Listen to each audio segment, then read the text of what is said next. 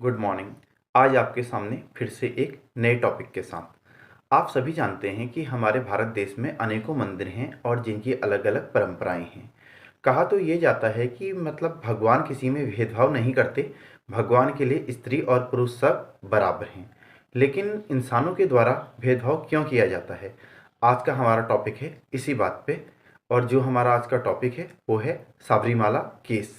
साबरीमाला जो मंदिर है वो हमारे भारतवर्ष के केरल राज्य में स्थित है। साबरीमाला मंदिर साबरीमलम नाम की एक पहाड़ी पे स्थित है जो कि केरल राज्य में है।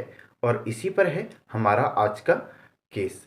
ये एक ऐसा मामला है जिस पर सुप्रीम कोर्ट ने सामाजिक बुराइयों, असमानताओं, भेदभाव और सामाजिक कुरीतियों को दूर रखते हुए अपने सिटीजन्स की राइट्स को प्रोटेक्ट किया था, उनको उनके अधिकारों को दिलाया था जिस अधिकार से वो वंचित हो रहे थे। तो आज हम जानते हैं क्या है साबरीमाला का मामला, आखिर क्या है साबरीमाला विवाद। साबरीमाला मंदिर जैसे कि मैंने आपको बताया भारतवर्ष के केरल राज्य में स्थित है और साबरीमाला में पूजा होती है भगवान अयप्पा की, मतलब वहाँ लॉर्ड अयप्पा की पूजा होती है। जो लॉर्ड अयप्पा थे वो सेलिबेसी में बिलीव करते थे, मतलब वो सेलिबेसी मीन्स बाल ब्रह्मचारी, शादी को लेकर उनके विचार नहीं थे, इसलिए वो बाल ब्रह्मचारी होने में बिलीव करते थे। तो साबरीमाला मंदिर का नियम ये है कि जब किसी को भगवान अयप्पा जी के दर्शन करने हैं तो उससे 40-45 दिन पहले, मतलब दर्शन की डेट से जिस दिन उसे दर्शन करने जाना है उससे 40-45 दिन पहले से वो व्यक्ति ना तो कोई गलत शब्द कहेगा, ना किसी को एब्यूजिव वर्ड कहेगा, मतलब गाली नहीं देगा, ना ही नॉनवेज खाएगा। अगर वो पुरुष विवाहित है तो वो अपनी वाइफ के साथ उन 40 एंड 45 डेज में किसी भी तरीके का सेक्सुअल इंटरकॉर्स नहीं करेगा, मतलब आपस में किसी की भी तरीके के संबंध नहीं बनाएगा। ऐसे में ना ही वो अपने नाखून काटेगा, ना ही अपनी दाढ़ी बनाएगा, ना ही अपने बालों को काटेगा। और ये सारे रूल उस नियम उसे मंदिर में दर्शन करने से 40 से 45 दिन पहले से फॉलो करने होते हैं। जो ये नियम बनाए गए हैं ये केरल का जो वहाँ का अपना भक्ति बोर्ड है उसके द्वारा बनाए गए हैं। और केरल का जो वहाँ का भक्ति बोर्ड है उसने एक ऐसा नियम बनाया कि जिसमें ये कहा गया, उस बोर्ड की जो धारा, मतलब उस बोर्ड का जो नियम 3B है उसमें ये कहा गया कि जो 10 वर्ष से 50 वर्ष की महिलाएं हैं वो भगवान अयप्पा के दर्शन नहीं कर सकती। उनका प्रवेश 10 साल से 50 वर्ष की महिलाओं का प्रवेश अयप्पा मंदिर में वर्जित है, क्योंकि ये ऐसा टाइम है जिस टाइम पे स्त्रियों को मासिक धर्म स्टार्ट हो जाता है, मतलब उनके पीरियड्स स्टार्ट हो जाते हैं। और इसमें इस दौरान वो शुद्धता का पालन नहीं कर सकती, उन्हें अपवित्र माना जाता है। जैसा कि आपको बताया भगवान अयप्पा एक ब्रह्मचारी थे, तो उन्हें मतलब स्त्रियों को इस मतलब स्थिति में देखना गलत समझा जाता है कि स्त्री उन्हें इस टाइम पे उसके दर्शन करें भगवान अयप्पा के, या उन्हें इस टाइम पे देखें। तो इसलिए 10 साल से 50 साल की स्त्रियों का अयप्पा मंदिर में आना वर्जित किया गया है। इसी विवाद को लेके कि स्त्रियां वहां क्यों नहीं आ सकती, उठा साबरीमाला मंदिर का प्रश्न। अब ये प्रश्न उठा, क्या ये भेदभाव भगवान के द्वारा किया गया है या ये भेदभाव हम इंसानों के द्वारा किया गया है। साबरीमाला मंदिर का जो नियम था कि महिलाएं वहां प्रवेश नहीं कर सकती, भगवान जी के दर्शन नहीं कर सकती है, इस चीज़ को लेके सबसे पहले केरला हाई कोर्ट में एक रिट फाइल की गई। उसमें ये कहा गया कि इसमें महिलाओं के जो अधिकार हैं आर्टिकल 14, 15, 25 एंड 26 में जो उनको धार्मिक अधिकार दिए गए हैं, ये जो नियम है उन अधिकारों का उल्लंघन करता है। लेकिन केरला हाई कोर्ट के द्वारा ये कहा गया कि आप इस बात को इस तरीके से प्रस्तुत ना करें कि ये एक आदमी और औरत में फ़र्क करता है या जेंडर इक्विटी के खिलाफ है, ये किसी जेंडर को लेके भेदभाव करता है। हाँ, महिलाओं का प्रवेश वहाँ वर्जित है। केरल राज्य के अपने कुछ नियम हैं, पूजा पाठ के कुछ नियम हैं और भगवान अयप्पा से जुड़ी कुछ मान्यताएं हैं। तो केरला हाईकोर्ट ने कहा कि यही बेहतर रहेगा कि स्त्रियां 10 साल से 50 साल की उम्र तक साबरीमाला मंदिर में प्रवेश ना ही करें तो अच्छा है। ये कहते हुए हाई कोर्ट ने याचिका को कर दिया खारिज। उन्होंने ये बोला कि स्त्रियां प्रवेश ना करें तो अच्छा है। लेकिन बाद में ये मामला गया सुप्रीम कोर्ट में और 2018 में इसमें आया जजमेंट।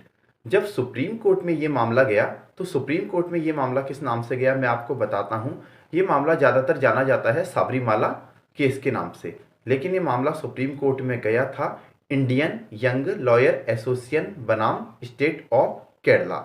मतलब इंडियन यंग लॉयर एसोसिएशन नाम की एक संस्था ने केरल राज्य के विरुद्ध, मतलब केरल राज्य को चुनौती दी सुप्रीम कोर्ट में उनके नियमों के विरुद्ध। एक फैक्ट ये भी था कि जो स्टेट है वो संविधान में किसी भी प्रकार का चीज़ नहीं कर सकती है।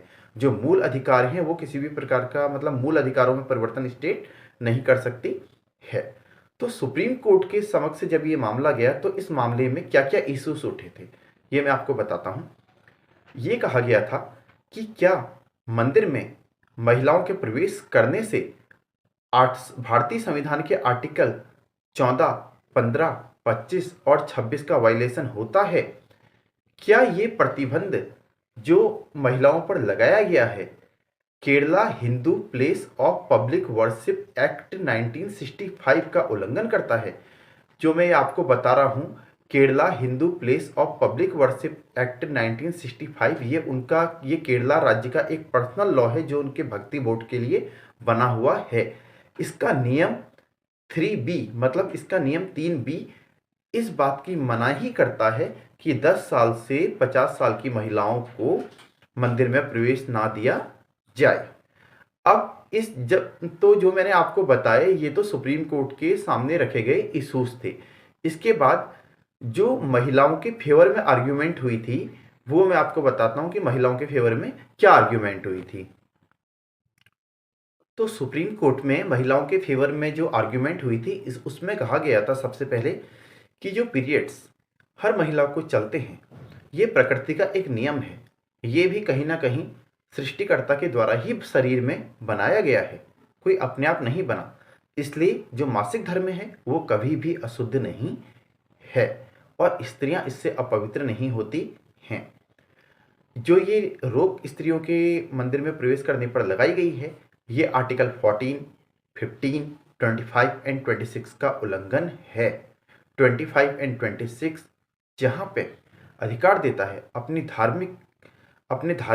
अपने रिचुअल्स के अकॉर्डिंग कुछ भी करने का, अपनी धर्म की स्वतंत्रता का अधिकार देता है हमें।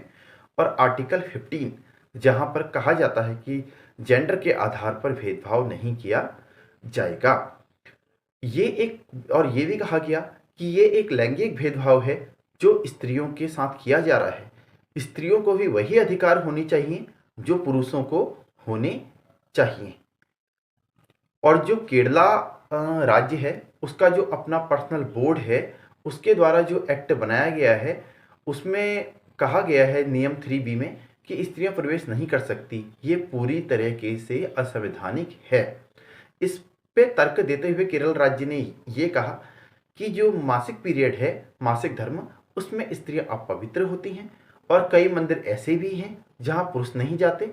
तो इसलिए इसका अपोजिट यहाँ है कि अयप्पा मंदिर में स्त्रियां नहीं जा सकती हैं। और मैं आपको ये बता दूं जो ये मामला था साबरीमाला का मामला, इसमें सुप्रीम कोर्ट के 5 जजों की बेंच बैठी थी। उस 5 जजों की बेंच में जो फैसला आया था ये 4:1 से आया था। मतलब 4.1 से 4:1 से ये फैसला आया था। तो जो मतलब 4 जजेस की मेजॉरिटी थी और जो एक जज थी ये इसके फेवर में नहीं थी, वो थी इंदु मल्होत्रा। जस्टिस इंदु मल्होत्रा जी ने ये कहा था कि जो केरला बोर्ड है वो भी अपनी जगह ठीक है, उनकी धार्मिक विचार हैं, आस्थाएं हैं, तो उनकी जो आस्था है उसको चोट नहीं पहुंचाई जा सकती, इसलिए ये नियम सही है। लेकिन मेजॉरिटी स्त्रियों के पक्ष में थी, इसलिए पूर्ण बहुमत से पूरे 4 मतलब जजेस के फैसले से ये जजमेंट आया साबरीमाला का। तो सुप्रीम कोर्ट ने इसमें क्या कहा था ये मैं अब आपको बताता हूं कि सुप्रीम कोर्ट का जजमेंट इसमें कहा था क्या था। सुप्रीम कोर्ट ने ये कहा कि जो ये प्रतिबंध लगाए गए हैं स्त्रियों के मंदिर में प्रवेश ना करने पर, ये पूर्ण तरीके से असंवैधानिक हैं। केरला का जो अपना पर्सनल बोर्ड है, उसका जो अधिनियम है, उसकी धारा 3B या उसका नियम 3B पूर्ण तरीके से असंवैधानिक है। यहाँ आर्टिकल 14, 15, 25 एंड 26 का उल्लंघन किया जा रहा है। साबरीमाला मंदिर में स्त्रियों को प्रवेश करने की अनुमति दी जाती है और उन्हें प्रवेश मतलब दिलाया जाएगा। वो वहाँ जा सकती हैं क्योंकि उन्हें फ्रीडम है अपने धर्म के संग अपने विचारों को व्यक्त करने की और अपने धार्मिक जो परंपराएं हैं उनके साथ जीने की। सुप्रीम कोर्ट ने यह भी कहा कि भक्ति किसी में भेदभाव नहीं करती, तो हम क्यों भेदभाव करें। ये नियम इंसानों के द्वारा बनाए गए हैं, ना कि भगवानों के द्वारा। तो भक्ति में किसी को रोक नहीं है। जिस तरीके से पुरुष भगवान की भक्ति कर सकते हैं, वैसे ही स्त्री भी भगवान की भक्ति कर सकती है। तो स्त्रियों को ये अधिकार होना चाहिए। और ये केस जाना जाता है फ्रेंड्स साबरीमाला केस के नाम से। लेकिन ये पिटीशन फाइल की थी सुप्रीम कोर्ट ने, Indian young lawyer association versus state of Kerala नाम से ये पिटीशन गई थी। तो कभी कभी तो ये साबरीमाला नाम से पूछ लिया जाता है और कभी कभी केस के नाम से पूछ लिया जाता है। तो आपको दोनों ही याद रखने होंगे। मुझे आशा है कि आपको ये वीडियो अच्छा लगा होगा, टॉपिक समझ में आया होगा। अगर कोई बात समझ में नहीं आती है तो आप कमेंट बॉक्स में मुझे कर सकते हैं। बस आपसे यही रिक्वेस्ट है कि वीडियो को लाइक करें, वॉच करें, शेयर करें और मेरे चैनल को सब्सक्राइब करें। नमस्कार। आपसे मिलते हैं फिर से एक अगले लैंडमार्क जजमेंट में।